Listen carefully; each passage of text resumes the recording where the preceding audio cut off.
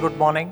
There's a lot of advantage going forth in the list. So, lots of speakers have already talked quite a bit about what I would have said. So, I'll only focus on one key aspect and leave the rest for discussions later.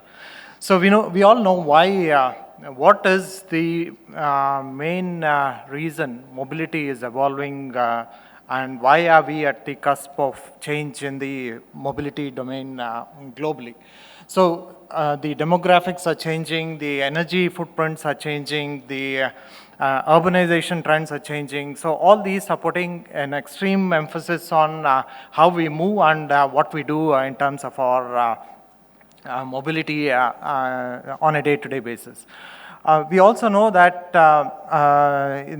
the mobility evolution has now moved into the phase of connected, electrified, automated, and of course, there is a very clear trend towards mobility services. So there are four aspects to this which have become very popular. Everybody refers to this, so it's just good to recollect, but the focus should be really on the services aspect of it.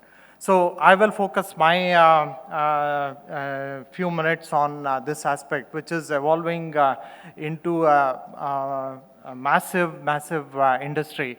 And if you look at how everything started, it was mostly like a product industry. A little bit of services got added on, and now we start to see that services dominate, the product has become marginal. And over a period of time, it's becoming an aggregation of services with the product itself becoming more or less like a commodity. Mobility is more or less evolving in that direction. How and what actually happens with this is something for us to debate, and what actually happens in the Indian context is also something that we need to clearly focus on. But the trends that we see globally in terms of how mobility is evolving into a much more service-led industry is very dominant. By 2030, it's estimated that the services industry alone around mobility will be more than $350 billion. So the variations can be anything. The number is just a number, but it clearly shows that services around mobility are becoming extremely key. In the context of services, what actually happens is the real change in the value chain for the automotive industry. So we can we were all very happy in the 80s or 70s, or some of the speakers earlier talked that automotive industry has not changed at all, which is pretty true. But if you look at it, the value chain of the automotive industry was pretty standard. They were component makers, Taiwan's supplying to car makers, then going to the consumer, a little bit of services around the industry occasionally.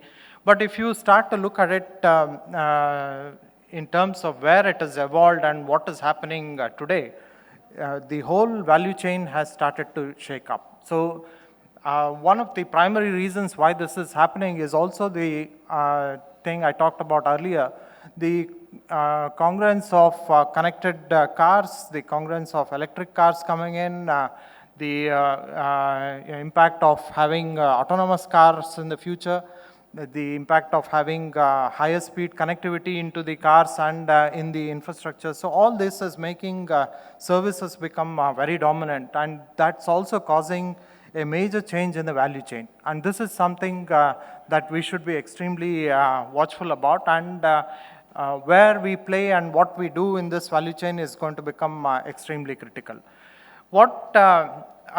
This is another slide I picked up from a McKinsey study. It now starts to clearly show what are the roles that will prevail in the automotive industry or in the mobility sector as a whole. So on one hand, you can be an integrator, you can be an aggregator, you can be a component provider, you can be a OE, but the entire spectrum of platform thinking has started to come into the mobility sector as well. And this is something which is going to completely change the way we look at mobility in the future. So what's very, very clear now is that the auto industry is really ripe for disruption. So every aspect of the auto industry is starting to show signs of losing legacy.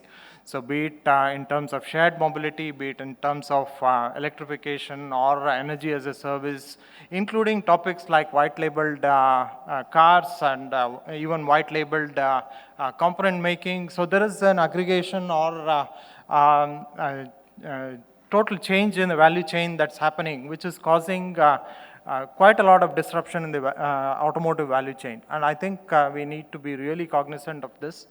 This is something that has had a very, very slow and steady growth over the last 100 years or so, but now I think we start to see the impact of this as we move forward in the coming years.